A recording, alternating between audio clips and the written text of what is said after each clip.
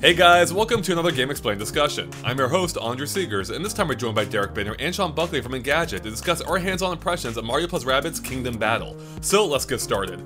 Alright guys, so we've all been playing Kingdom Battle the last few days, whenever we had the chance to, but there's been so much going on in the industry the past week or so. Derek, you posted your preview last night, I posted some additional videos today, and Sean, I believe you have a preview going up tomorrow, is that right for the game? Something! We don't know yet, we're writing something about it, and it's gonna probably go up around Tuesday. Point is, we've all played it, and I think for some of us, I think Sean, this is your first time playing the game, right? You hadn't played it before at a preview event, or had you? No, I got to see it briefly at E3. It was the very first thing I did at E3. All right, so let's go start with you then.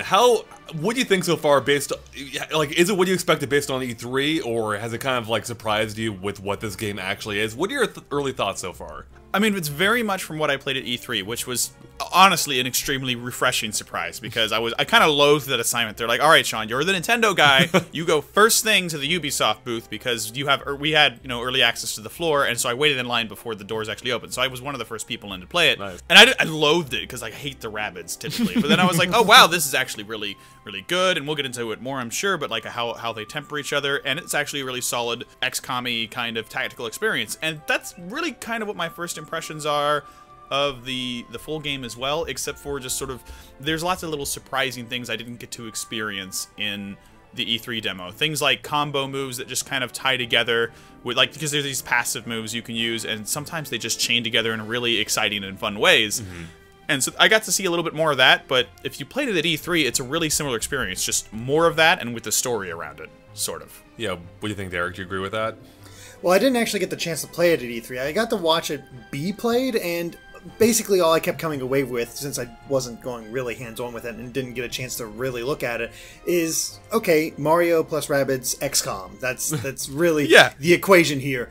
But, actually playing it and sitting down with it, I realized, okay, it takes the skeletal frame of XCOM, but the nitty-gritty is much different from that game. Anybody familiar with XCOM will always talk about how the accuracy is one of the most infuriating things about that game. And that's not an issue here with Mario plus Rabbids. It actually is kept very simple, where you have either a 100% chance of hitting them if they're out in the open, a 50% chance of hitting them if they're at half cover, and if they're in full cover, it's 0% chance. So it keeps it very simple as far as percentages as far as when you're going to hit. The more nitty-gritty stuff, it comes with special abilities and whatnot. Mm-hmm. But just on that simple level and building off of that, they've crafted a pretty fun strategy game here. It's not an RPG in the traditional sense, and I think it's very slow going in the beginning. I honestly felt a little bored because, this is stuff I've seen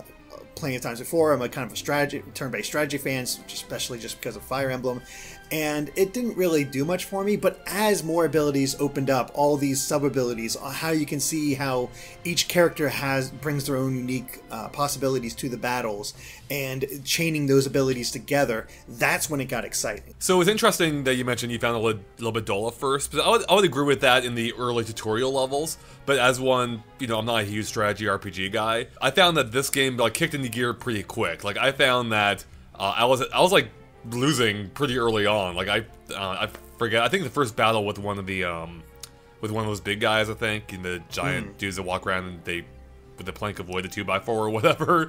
They're like a giant gravestone, and they hit you with it. Yeah, I got destroyed by them. So I actually found the game the difficulty got ramped up pretty quickly for me. And it's to the point where now, I feel like kids are going to get destroyed by this game. If this is their first strategy RPG, they're going to get wrecked, I think. They do have that easy mode you can talk about. Yeah, the game accounts for that. There's a really cute little rabbit drawing in the corner that I always activate by accident because I'm trying to skip the cutscene. Same here. Yep. That gives you, what is it? It gives you full health and an extra 50% on top of that? 30, I think, yeah. Okay, I never knew what that actually did. Because I saw the easy mode, I'm like, I don't need that. Yeah. Well, I accidentally turned it on, as Sean said, and I'll restart the battle, because I'm like, no, I want the full, real experience here. But yeah, I played a demo of it a few months ago, or just, I guess, a few weeks ago, actually. I think the same E3 demo you played, Sean.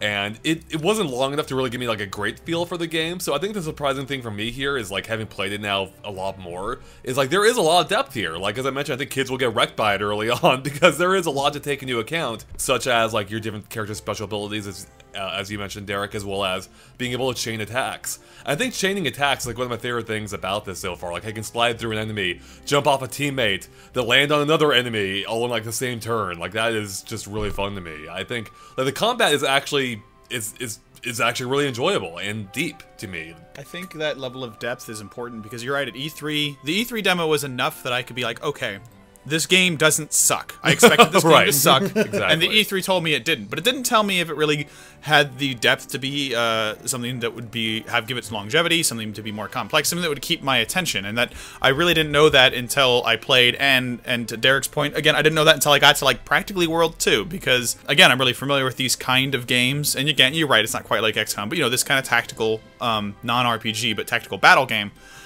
And at the beginning, it was just like, all right, shoot and move, shoot and move. But then you're right, you get those chain attacks where you can jump. I really like the passive attacks. Mario and Luigi both have these passive attacks where, and a lot of the enemy Rabbids do too, where you can end your turn and you're like, all right, turn on this passive move. And the next time they see a character or move that's in their range, they're automatically shoot. I so you love can have that. these, yeah, so you can have these really cool moments where both Mario and Luigi will have this move activated, and some rabbit will be coming in trying to attack, you know, your Peach character, or your Rabbid Peach, or whoever else you have out, and it'll be leaping through the air. It'll jump off another character, and then Mario will shoot it, and then Luigi will shoot it, and then it'll land, and that'll be it for it. It'll be and like it'll get knocked out too and fly. There's so many cool moments that can happen with those more enhanced abilities. So I think the game just gets better as those unlock, and I kind of hope there's like a new game plus mode at the end of it, so I can play the whole game without the tedious first half world.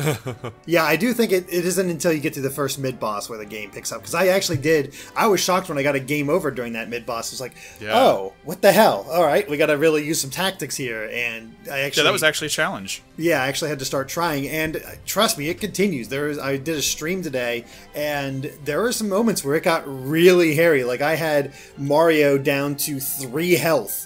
And I needed to get Rabbid Peach closer to them to heal up both Mario and Luigi, but then she got attacked by the mid-boss and had the freeze status on her, which prevents special abilities, which means I couldn't use the heal. So I had to get her up there and use another, like, one of these skills that you can get where if you jump on an ally, it'll actually heal them from it. So use Luigi to do that, keep him close, and then use the heal. But that level of strategy where I had to really think and plan out my moves, that's what made that battle so great and so and just so much fun. Derek, you said that battle was hairy. I think the whole game is hairy. No. No. Yeah. Sorry, I had to say it. I had to say it. Thank you, Sean. Furry. It's fur. But Get it right. fine. Unless he's going Hare. Yeah, that's See, it worked on 2 levels. Yeah, I'm playing all the bases here. No, like, the strategy is something that actually has really surprised me. Like, there was another battle where you had to take on 4 of those giant rabbit guys with the 2x4s I mentioned or whatever. I had entered that from a previous battle, so my team was already weak. Like, I think each character could only take 1 hit from one of these guys each. So what I had to do was I had to use my Peach Rabbids special ability, her shield ability, to, like, that cuts down damage in half for, like, a turn or 2. And, like, use her to lure those guys away from the rest of my team so they can shoot them from a distance, which then draws them to closer to themselves. So it's like a balancing act, trying to keep these guys all managed, like, keep them far enough away from the rest of your team. And I've really enjoyed that. Like, it's like I never expected to see this level of depth in a Mario game. Actually, there's a few things in this game I never expected to see in a Mario game. Those enemies really are the most tactical I think I've encountered. It sounds like Derek's farther than both of us, but where I am, they're a big point of tactical frustration because every time anyone hits them with a projectile, they charge at you, and so you need to be like, okay, I can't keep my guys grouped together. I need to separate them out so I can keep him from getting to any specific one of my characters. And so it's interesting because that enemy forces you to keep everyone away from your healer, and at the same time, it's just this interesting conundrum. And they also have different things, like you can, like, jumping on them or dashing through them, which is, you know, movement damage, doesn't cause them to aggro. but Right.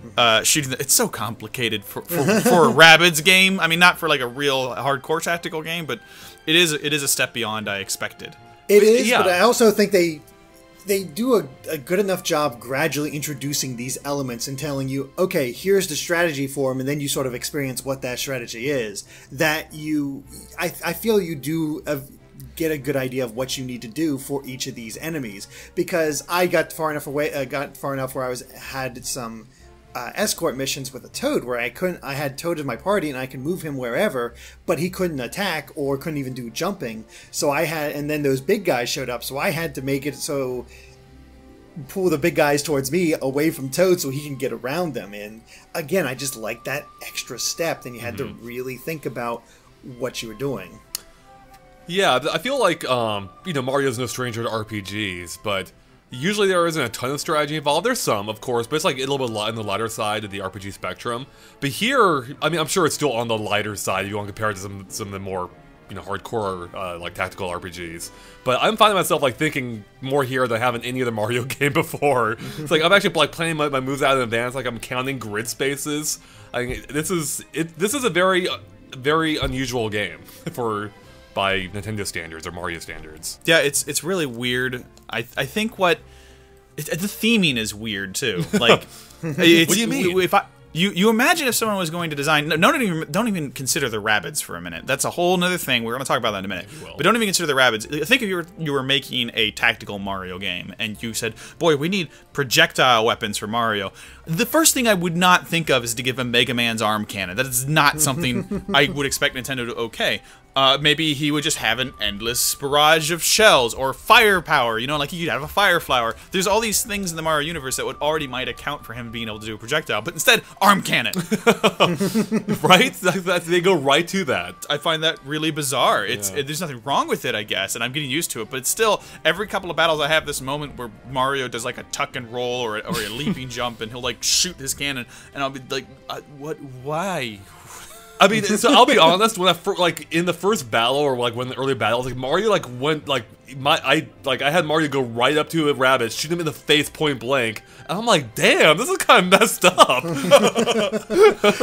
I mean, it helps that you're doing this against the Rabbids, so you never feel really that bad. Yeah, that's true. I like that it maintains this whole Nintendo non-violence thing. You defeat the Rabbids and they disappear into some sort of like digital funk, Right. And then you go back to the main hub area of the world and they're like, oh, these are the Rabbids you defeated. Look, they're playing and having fun now because by shooting them in the face, you cured them of their insanity. Makes sense. Pretty much, yeah. Checks out. I like that, yeah. The weird thing is with the exploration, like, and Andre and I talked about this before when I was working on the preview. It's so weird exploring and not being able to jump. Oh yeah. And that to me feels wrong. So actually, there's a couple things that feel a little bit wrong to me. One, not being able to jump while exploring, and two, kind of based off all the other Mario RPGs, like, I find myself doing action commands even though they're not in the game. Like, when Mario, like, charges up his move, I'm like, I'll press A here for more powerful attack, and, nothing happens, of course, but... I kind of do wish that was in there. Right? Yeah, that's a good fit. I think before we go, we need to talk about the big picture here, because, like, the gameplay, again, I think we're all in agreement that it's better than we expected, it's more nuanced, it's maybe a little too easy or too hard in some areas.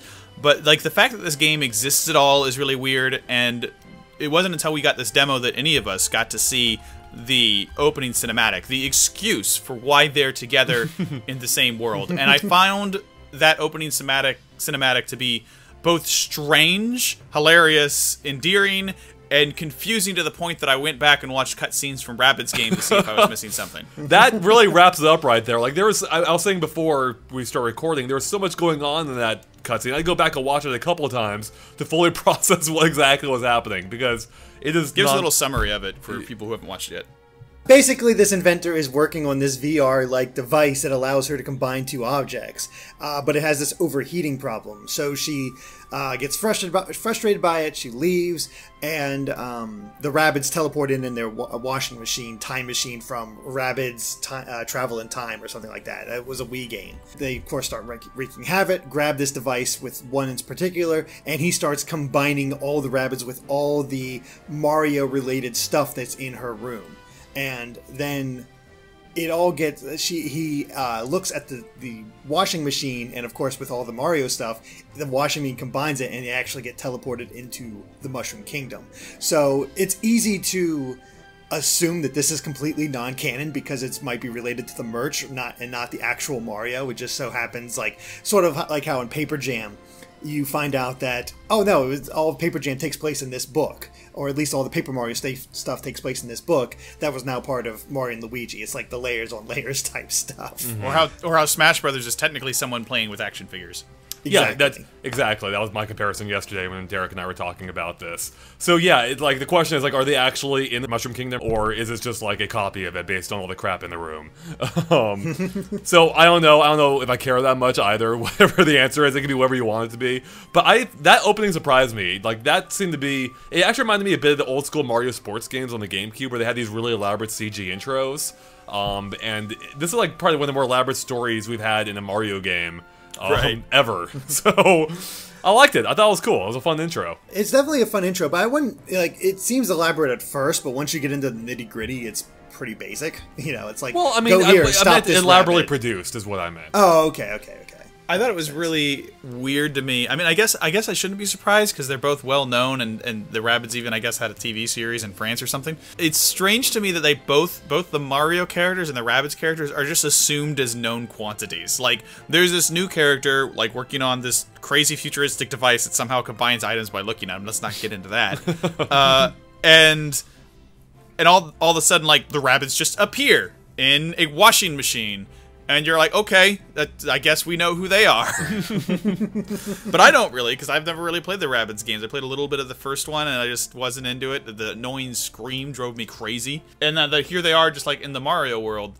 Or in this, they just show up, and then that's it. They just hijack this girl's. I kind of want to see her life without Mario or the Rabbids. I'm very curious about her. So what do you? So that raises the question: what do you think of how they combine these two very different types of games so far? Like, do you think it works thematically? Do you think the characters are fun?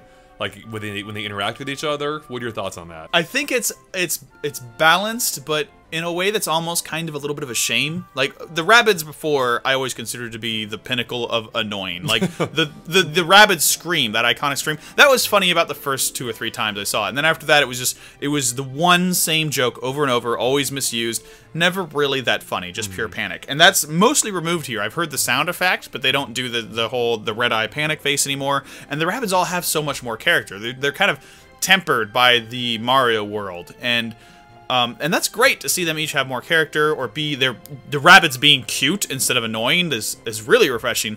But it kind of shows they have so much character that it kind of drives the point home that Mario really doesn't. He's very much this, you know, kind of always happy, perfect on brand Mickey Mouse kind of character, and he does great. He's still the same Mario, but I kind of think I wish Ubisoft was allowed to just do a little bit more with him, make him a little bit more sassy or interesting, or show an emotion other than "haha, I'm happy." I actually completely agree with that. Like, I actually like how Mario's portrayed in his games normally, just because, I mean, that's all you need is. You don't need much to Mario. But I feel like they could have pushed a boundary here, especially with the other RPGs. That's usually the time when they take the time to explore, you know, a different facet of the characters a little bit. Like Mario, you know, Mario in the Mario and Luigi games isn't the same Mario that's in the, you know, 3D platformers. But we're here, like, he plays it by the book. And I wish they had been given a little bit more leeway, just because there does seem to be, like, a divide between the Rabbids and the Mario characters, where they don't quite feel completely cohesive to me. Especially when, like, they're basically parodying or mocking Mario stuff. I mean, I haven't seen Peach and Rabbid Peach interact yet, but you'd think, like Mario might be like, oh, that's, or Luigi might be like, that's my brother, or Luigi's like, that's Luigi me, that's Rabbid me, that's a weird, you know? Right. But instead they're just kind of like, this is okay.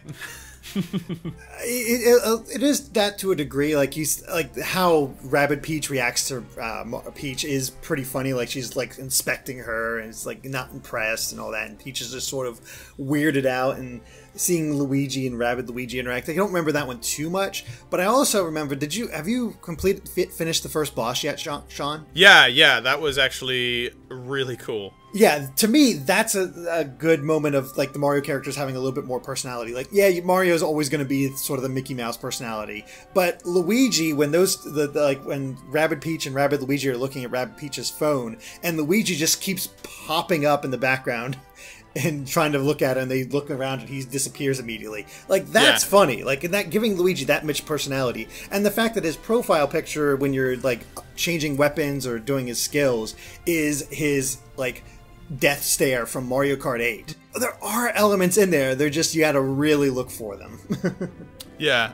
Apart from that, there is a lot of other things. I was complaining to Andre in Twitter instant messages the other day. It's like, here's a poop joke. It's very subtle, but that's not. I don't think that's a thing I've ever seen in a Mario game before, and I'm not sure I'm okay with it. It's not done untastefully, but it's like there's this borderline of Rabbids bathroom humor that just skirts with the safety line. It's always good. It's never, so far I haven't seen anything that I think goes too far to work with Nintendo's brand, but like, it's there, and you know, because you know them Rabbids, they love toilets, because, you know, like 4-year-olds, they love the toilets. Mm-hmm. I actually made a whole video about that poop joke. Oh, did you? I haven't seen that. I'm sorry. Yeah, I mean, I saw that one. I was like, that's the one that really skirts a line. Yeah, it's pretty close. It's. I think it's just shy of it, because you don't even notice it really if you don't go up and inspect the element that presents the joke. But it's there's things like that with Rabbids that are like, for the most part, I think they merge it well. It's like Rabbids invading the world and bringing unfamiliar elements that are fun but don't like mess with anything. But there's a couple of moments where I'm wondering, are they getting too close? Because there is that joke, which I was like, maybe that's too far. But on the other hand, when I was walking across a bridge and there was a like mountain-sized toilet in the background, I didn't bat an eye. I barely noticed it. Mm-hmm. Yeah. I mean, that's true. I actually, when I made the video last night, then I went to the hub world after. I'm like, oh wait, there's a giant toilet next to Peach's castle. So yeah, and I'd been there 7 times and I hadn't noticed it yet. Yeah, I mean, I will say though that the humor, like outside of the toilet stuff, has made me chuckle more than a few times. Like, that opening scene where they're gluing Goombas together, that made me laugh. It's charming. It's cute. The point where they beat the first boss and Rabbid Peach does her thing, that made me laugh. That was great, especially when like there's this rapid fire sequence and then like the boss joins in for like a split second and then it's gone. That was pretty great. Yeah, I would say the presentation across the board is actually really strong. I think that some of the animation I've seen, both in like in-game or even during cutscenes, is fantastic. Like, there's times when like the game will switch from like a pre-rendered cutscene, maybe it's only the beginning even, but I couldn't even tell when they switched from the pre-rendered cutscene to actual gameplay or to the actual like in-game cinematics. Like, I think this game looks really good across the board with some weird performance hitches here and there. I've had to like freeze up for a couple seconds at a time during battle, which is a little bit weird. The only graphical glitch I've really noticed is sometimes when it changes scenes, the character will despawn before it cuts away. Right. And that's a thing that that happens in a lot of Ubisoft games. It happens in a lot of games that are third party, and I always notice it and it bugs me. Yeah, I know that too. Aside from that, you're right. I think it looks really good. Great presentation. It's such a weird game, though. It's a very weird game. But I am happy that my prediction that I made before E3 that this game would actually turn out to be, you know, not terrible. It seems to be true so far. But with that said, even though we're all still somewhat early into the game, I do have a few gripes I've come across so far. I know you do, Sean, as well. Oh, yeah. So do you want to go ahead and start off with yours? Yeah. Mine are mostly like quality of life things, and Derek might relate to this too. I've played a handful of Fire Emblem types, and I haven't specifically played a lot of XCOM, so I don't know the specifics of that, but I've played a lot of these kind of games, and there's usually some quality of life features to keep you from feel like you're waiting around a lot. And so in Rabbids, frequently when it's time for the enemies battle, I don't really feel like I need to watch the whole thing. And there's a fast forward button, but it's just too slow for me. When I play a game like Fire Emblem, I often find myself skipping most of the enemies' moves unless it's an important character and I want to know exactly what they're doing, and then sorting it out at the end, because I don't want to watch the game play itself. That's boring, and there's no way to directly skip that, and it's just, it kind of grates on me, particularly when there's a lot of enemies on screen. So kind of half agree with that. So I'm actually totally okay with a fast forward on how it works for the enemies right now. Gotta be faster, That's it, exactly. But I actually like seeing where they go, but I don't like waiting for the usual time, so I think the fast forward like is a perfect compromise. Where I wish there was a faster option or a skip option was for my own turns. Like when I plan like a whole, you know, when I have an attack, like Mario going through a pipe, sliding through an enemy, bouncing off another enemy, landing and then shooting. Like I wish I could skip the entire travel segment for that. I know what's going to happen. Just show me the end. No, see, I disagree with that because whenever I get a nice chain together, I feel really satisfied. Well, I mean, I wish you could still make it go. I mean, you don't wish you could make it go faster even? No, I've honestly not had a problem with the speed of this. Like, I get bored all the time during my own attacks. Maybe it's because I'm used to strategy games, and even like to a degree that I don't mind watching every single attack. But that to me, that's the satisfaction and punishment for your move choices. Like, okay, sweet, I succeeded. I get to see my characters do this. Well, no, the satisfaction is doing damage. Yeah. And seeing that play out. Maybe I'm weird. I don't know. Do you not turn off battle animations in Pokemon either? No, I don't. Oh my god. Oh, we're done here. I think it's a matter of options. For instance, like it's great to be able to do that if you want to do it, but like again, to go back to Fire Emblem, you have the choice to turn off all animations and just have it just be like your guy will wiggle a little bit and then the stats thing will happen. And so I kind of wish there was an option to skip a lot of that, but on the other hand, I can see why they might not, particularly in your own moves. Like Derek was saying, not only is it cool to see your animations, but the enemy might have a passive move on, so while you're moving, you might get shot, so you can't just necessarily skip the movement phase because it's also a potential phase in which you might get attacked. You're still vulnerable. Well, you can. I guess if we were to break it down, I would want you to be able to skip to the next part that actually matters. Like, yeah, that's fast true. Forward So or skip to it. So that's one complaint I have. It's not a deal breaker, but it's like every now and then I find myself waiting. I think, should I check my phone while I wait for them to get through their battle? And I find that to be mildly annoying. I also wish there was a little bit more confirmation in some of the attacks. I'm always trying to skip through some enemy attacks or holding the B button or something. Sometimes when it comes to I'll move my character, it'll be time to attack, and the game will automatically highlight the nearest enemy, but I won't want to shoot the nearest enemy, but I'm trying to get through the menu so fast I'll accidentally double tap, and there'll be no confirm on that attack, and then I'll shoot the enemy that it automatically targets, and that ruins my whole tactical plan. Similarly, there's one thing I'm used to from other tactical games where you can move your character, particularly like in Fire Emblem, to a spot, and it'll tell you how many people you can hit when you're there, and then if you don't like where they move to, or you accidentally move to the wrong place, you can press B, and it'll go back. And that's also not present here, and I guess that's not going to be fine for people who are new to strategy games, but for me, I keep messing it up, because I'm used to it in other games. Well, I'm new to strategy games, and I've done that before, and I wanted to undo it. I have accidentally moved to the wrong space. I'm like, oh crap, I wish I could redo that, and you can't in this one.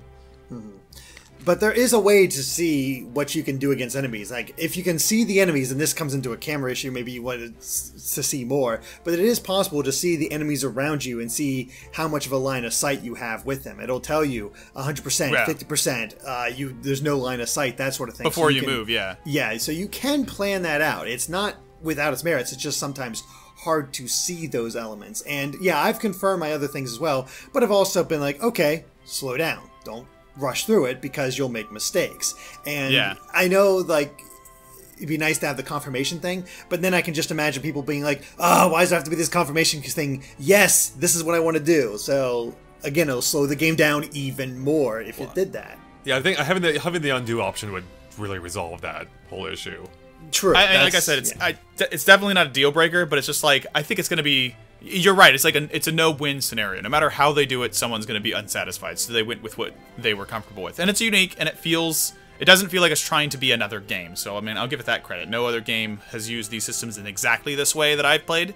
So it makes it unique as well. So it's just personal complaints. So I think Derek touched on it too, but one thing that's kind of bugged me a little bit as well. Again, none of these are like deal breakers at all, so we're just kind of getting the nitty gritty here. But I'm not a huge fan of how the camera works, either in the overworld or even in battle. In the overworld, there's so many times where I'll want to like take a closer look at something, or look at what's ahead, but your viewpoint is so narrow, and that applies to the battles as well. Except in battles, you're restricted to these 90-degree turns that are at this isometric angle, and I found there's oftentimes the camera angle's far from ideal, and I find the options to fix it are extremely limited. Like, I wish you could see farther in battle, for instance, or change it or move it in 45-degree increments so I can actually see something head on instead of seeing it at an angle. A change angle and zoom out option would be appreciated. Good. Yeah, and these are just little things, and I guess every time I complain about them to myself, I think it's like, I'm expecting too much of a Rabbids game. I mean, I guess. I mean, I look at it as a game, you know, like Yeah, it's true. Yeah, I mean, I get what you're saying, but My expectations really shouldn't be different. I'm very salty about the Rabbids in general. Like, I'm also playing, I'm like, this is good, but they also could have done this without the Rabbids. That is true.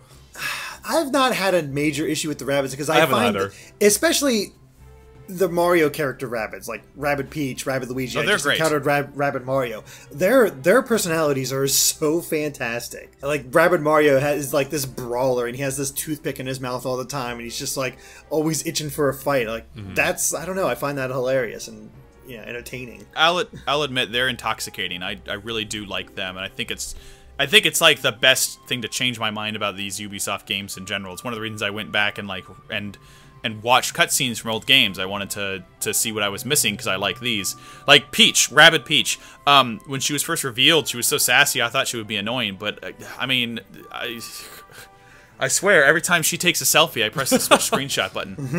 Yeah, I freaking love that Donkey Kong final where she's taking selfies the entire time. Yeah, and sometimes she'll take one and I'll miss it and I'll be mad. I'm like, I wanted that one. Yeah, no, I've been really just pleasantly surprised overall, like how much fun I've been having with this game. Yeah, like it's better so far than it has any right to be. I feel like because Yeah. on paper this game should not work, but it actually works out pretty well so far. It kind of playing it makes me understand like some of the guys that made it were like apparently they were weeping with joy when it was revealed at E3, and I understand like this is one of those things where you can tell a game or a TV show or a book if someone wrote it dispassionately. You can see passion behind a work, and I can see like that the people who worked on this really cared about getting it right. Yeah, I agree with that. I mean, it's a chance to work on a Mario game. How do you pass Yeah. that up? That's true. I have one more question for you guys, and it relates to the soundtrack, because Grant Kirkhope actually did the music for this game. He's one of my favorite composers back from like the 64 era. He used to work at Rareware, doing Banjo-Kazooie, Banjo-Tooie, like a bunch of those games. And of course, most recently, he helped out with Yooka-Laylee. So it's weird for me because like him having done the music in this game, it's kind of weird playing a Mario game with music that still sounds like Banjo-Kazooie to me. Like I still feel, I hear the same like beats and instruments, and I just want to get your thoughts on what you thought of the music so far, because it's not typical Mario by any stretch, except for like the Peach's Hub theme. No, I mean I think I've noticed Mario themes sometimes uses like the beat for another theme, Right. Or like hidden in the background, like even Peach's main theme, like you were saying, that's the most Mario-like. But even then, the melody is subtle, like of the Mario 64 theme in the background. And I've been really digging the music, and I keep saying that to my wife. I was like, I really like this music. She's like, you're weird. Well, I think Derek might feel the same way. About digging the music? No, about him being weird. Yeah, no, yeah, because that's the thing for me. I'm like, I feel like I should like this music because it's Grant Kirkhope and he does wonderful work, but I'm like playing through these battles and I can't remember a single damn song. I can't. It's nothing sticking in my head. It just feels generic most of the time. It kind of feels more, I would say, maybe atmospheric. Like it's more of a backseat as opposed to a lot of the other Mario RPGs where like the battle theme does get stuck in your head because it's so pronounced. Yeah, I'll agree with that completely. I really enjoy it, especially the overworld themes, but I won't say they're memorable. I enjoy them when I'm listening to them, but it's true they don't stick with me the same way I remember like specific songs. I don't know if I'll get nostalgic for these. They feel more like remixes that I like and will forget about. Right. All right, guys. Well, I think we're just about done here. Are there any points you want to bring up before we wrap it up, or is that it? It's just very much a game that I didn't expect to like, and I'm pleased with. I'll bring up the same point I brought up at the end of E3, which is it's a better game than I thought, but it's more important than I imagined when I first heard the rumors when they were coming out and I wasn't believing them. Because now that it's real and it's actually a good game, it means there's 3 Mario games in Switch's launch year, and that's a huge important thing. Yeah, within the first year. Within the first year. Within the first like 7-8 months, basically. So even if you don't like this game, it's a huge boost for confidence on the Switch, because people that only come to Nintendo for Nintendo products, they can get 3. One's a re-release, Mario Kart 8, but now they can get 3 games with Mario in it in the first year. That adds a lot of value for the first year. So I think Rabbids is probably the most important licensed out Mario game ever made. Not that there's very many of them and no one's going to care about Mario is missing, but you know, just to say. It's true. The thing is, it's also longer than I thought. Like, there's a lot of, like, not necessarily replay value, but there's a lot of things to go back and do. So, I think this is a game that also keep you busy for at least 20 hours. Oh, you know what? That reminds me of one other point I want to bring up, and that's the kind of exploration element. You know, between battles, like you can do some light exploring and some light puzzle solving. Do you guys have any thoughts on that so far? Like, have you found it to be fun, or it's kind of like a waste of time? it's basic. It breaks up the battle, so you're not just constantly doing battles, which I appreciate. And some of the the puzzles aren't really gonna tax you or anything like that, but they do their job. I think that's what grounds it in the kind of Mario Overworld feeling that has. It reminds you of a little bit of 3D World and various exploring that's useful there. So it feels very Mario. It feels really out of place in a tactical game to me, because most tactical games just go from battle to battle to battle. Right. So yeah, so as one who doesn't play many of those games, like that thought didn't really occur to me. That, you know, I like it. Yeah, I like exploring, or I like the fact that there is exploring there. I just found it to be a bit limiting. Both, you know, the fact it can't jump still is weird to me. Yeah. I guess because technically, like, their way around is you're controlling Beepo or whatever, and not Mario directly.